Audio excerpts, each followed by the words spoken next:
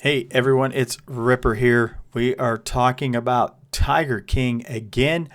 What you're looking at on your screen was a letter that was sent to Gladys Lewis in 1990 from Carole Baskin.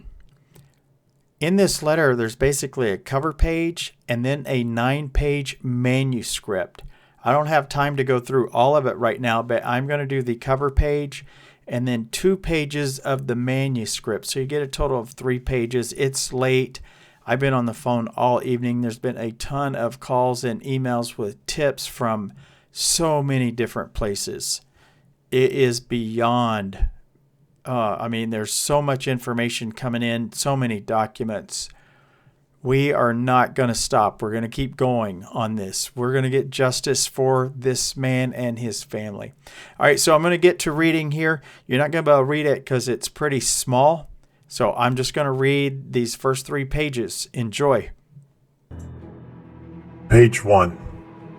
Dated August 20th, 1990. Dear Gladys, I know that I have been a source of great pain to you and your family. I have done many things in my life which were wrong and take full responsibility for them. I do not write this to justify anything that I have done, but rather to ask you to help Don. Anything that I do or say will be regarded as to have been done selfishly to cause him to come back to me, or vindictively to cause him to leave Pam. I know because of your personal feelings towards me, it will be hard for you to believe otherwise, but I am sincerely concerned for Don's soul, and after having met you and seeing the place where you worship, I believe that you are a God-fearing woman, and even though you have other love interest in your life now, I believe that after having loved a man for over 35 years, you must still have enough compassion to help him.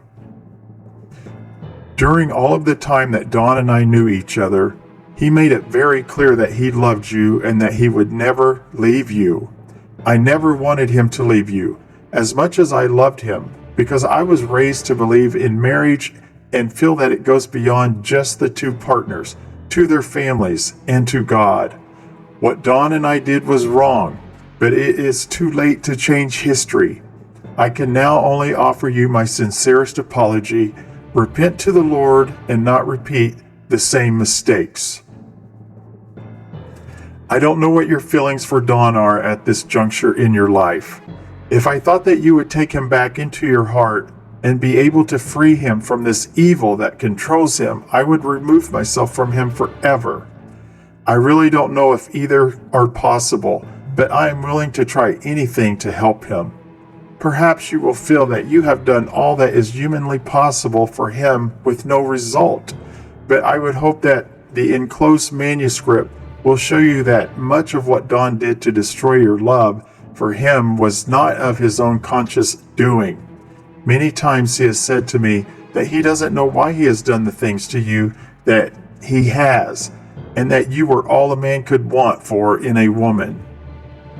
He has often surmised that it may have been due in part just to having been young and restless, and that now that he is older, perhaps he could just be a better husband. When he lost you, I felt that he realized just how much he had lost, and for what. He is a good man, and I believe with the exception of his straying, would be a perfect husband. You, undoubtedly, know this better than I do. I want his love with all my heart, but if you still want him in your life, I believe that it would be wrong for me to seek that. Please read these things, think on them, and pray for Don. If you can bear to speak to me, please let me know how I can help. The thought of losing his love is nearly unbearable to me, but his soul is much more important than my own needs. I know that I am asking an awful lot from someone I have hurt so much, but I ask that you do this for Don. Page 2. This would be page 1 of the document, entitled Echo Bar. I didn't know what else to call this, and I'm not sure of the spelling. I know that Ekankar is the belief in mind, travel, and sounds very similar, but I don't know what all that encompasses either. I have so much work to do and am so far behind that I am wondering if I'll ever catch up. But this feels too important to not to record. I almost fear to record the happenings of last night, as it will cause some to think I am hallucinating and others to be sure of it. August 16th, 1990. In parentheses, total sum of the digits being, quote, 7. This was my third night alone since leaving my lover, partner and companion of 10 years, Dawn Lewis. Our breakup had been the result of an ongoing affair of 4 years that he had with a woman by the name of Pamela Blank. In a last-ditch effort to save our relationship, I had called Pam a couple of months ago and asked if she would ever be out of our lives. The conversation went on for over 2 hours, during which time she informed me that she was of the order of Echobar and a practicer of metaphysics.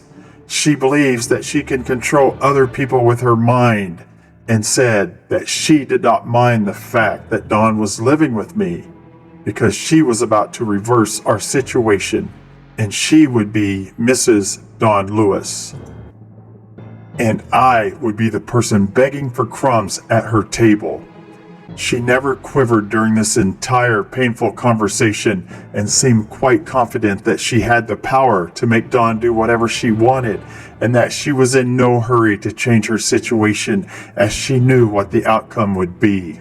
She said that 5 years from now, she would be his wife and that he would have other lovers, perhaps even myself. But she didn't care because he was going to provide her with 5 corporations and her own lending institution. She would be wealthy beyond perception, and she did not care what he did as long as she would be calling the shots. And she would always be calling the shots because of her religious order and powers. She said that she never speaks of these powers with Dawn because he is afraid of them and does not want to know. She tried to encourage me to take up her belief and told me that I had been wrong in building my world around Dawn and that the only way I would ever make it in this world was to make other people build their worlds around me. She said she knew that I have certain powers and could do things that were beyond my current understanding, but that I had not yet learned how to use those powers to use people to get what I want out of life. I challenged her thinking by saying that she was taking a chance by letting me in on this because if I matched her power for power, that I would be with Dawn and she would never have a chance. She retorted that once I knew how to use people for my own benefit, that my motivation would not be love and that I would look for a bigger fish than Dawn. Not once in this conversation did she give a feeling of any love for Dawn. Within her 5-year plan, she has 3 corporations that she has obtained through Dawn: LPE Inc., Kappa Inc., and Cuspid Inc. And Dawn told me that he is already committed to providing her with a lending institution which he will fund and will put up a $150,000 bond. But more than that, she has persuaded him to cheat on me to the point that she is now the person sleeping beside him every night. Only once had I heard of this order of Echobar. When Mary Blankety Blank Blank had lived with me, she had confided that she was a priestess of something and of the order of Echobar. I didn't pay much attention to it at the time because Mary had always appeared in my life when things were at their worst and had instilled in me a great amount of devotion and trust. I had known Mary for over 4 years before she came to live with me, and never during that time did I feel that she did anything but give of herself to me and other people. I passed off her witchcraft as being a white witch, which she called herself, and did not take her any more seriously than that. In August 1986, after 5 years of begging Dawn to help me leave my husband, I met Roy, who came into my life and made it possible to leave my bad marriage. I never asked Don to leave his wife for me because I felt that would hurt too many people. But I did ask him to help me get a job working for him, as I was doing a lot of his appraisals for him at the time and felt that I could make myself quite productive for him. Perhaps I asked for too much, but I had to get out of my marriage and would have eventually killed my husband to do it. When I ran off with Roy, Don was hurt and feeling all alone. In walked Pam. She made him feel alive again. She made him feel loved. 6 months later, Don was still trying to persuade me to come back to him, and in December of 1986, I did. He told me that he had been interested in Pam and had slept with her a couple of times, but that was nothing and had fizzled out. I began to sneak around to see him. Pam had established contact a year before our breakup, but Don was relatively happy at the time and did not need her. He said her voice was so sweet and tempting, but his general state of mind was too strong for her to be able to invade his life. Our love nest was out on Alpha River. I began to question whether or not he brought anyone else there when I saw used tampons discarded around the room and all over the bathroom. He admitted that he had still been seeing Pam, but that he didn't really love her and he was going to ask her to leave. I was crushed. I had jeopardized a good relationship with a man that I loved in order to get back together with Don, only to find out that he was cheating on me again.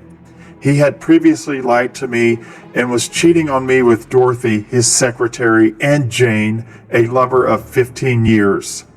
The night I had met Don, he had just had his last fight with Gladys, his wife, and I had just had a tremendous blow-up with my ex-husband.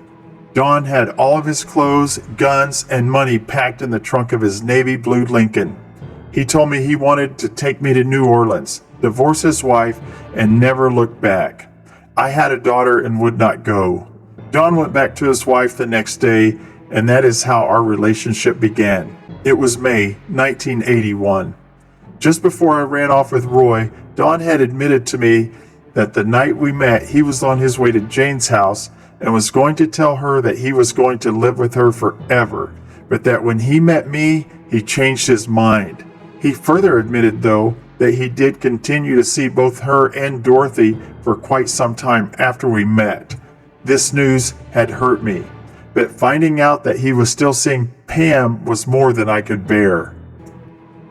She seemed like such a filthy creature, and I could understand it being hard for him to give up women who had been in his life for so long. I could not understand him chasing after such a lowlife as Pam. Shortly thereafter, I received a call from Mary. She said she was desperate and in danger and begged me to come rescue her from her abusive husband in North Carolina. I felt needed, and despite Roy telling me that if I did go get her, it would be the end of our relationship, I felt so needed by her that I went anyway. I brought her back to Tampa and pushed Dawn to the limit in order to provide a nice place for her. I could not see it at the time, but I was acting out of control and asking Dawn to make things available for Mary's benefit that I would never have asked for him to do for me. I felt justified doing all and giving all to her because she was there when I was hurting and nothing was too good for her. Mary just up and disappeared one day, and in retrospect, I wonder if it was because she had this $20,000 student loan to pay and she was incensed that I would not pay it off for her. I never would back down from that little bit of sanity that I held on to. Perhaps some of Dawn's training had stuck with me even through this haze. About the same time Mary left me, Roy asked me to leave. I was devastated. No one had ever asked me to leave in my life. I felt so unloved after having poured out my heart to this woman and suffering so much monetary loss. I felt as if I would drown. I had pulled away from the people I loved and had lost sight of all that I wanted. I was being neglected by Don during this time, undoubtedly much due to my insistence on him providing for and accepting Mary, and much due to his increasing entanglement with Pam.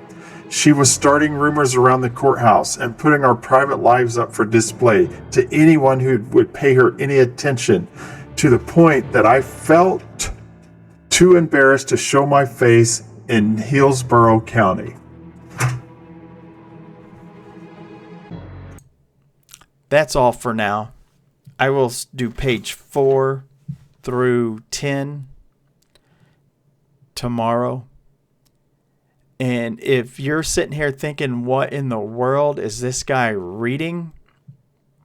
You're not the only one thinking that. This is just loopy, crazy stuff. But it gets worse. And I do want to point out on this page 3 where she says, perhaps I asked for too much, but I had to get out of my marriage and would have eventually killed my husband to do it. I'm going to end with that. I'm Ripper, and I'm out.